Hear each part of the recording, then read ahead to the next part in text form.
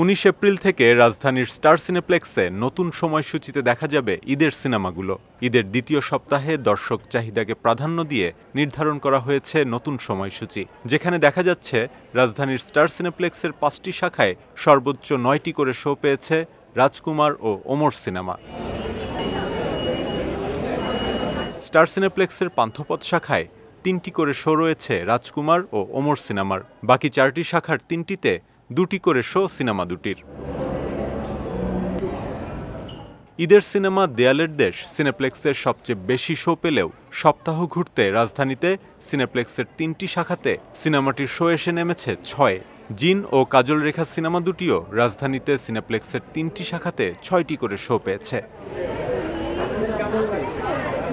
প্রথম সপ্তাহেই দর্শক খরায় রাজধানীর সিনেপ্লেক্স থেকে নেমে গেছে গ্রিন কার্ড, আহারে জীবন ও মেঘনা কন্যা সিনেমা।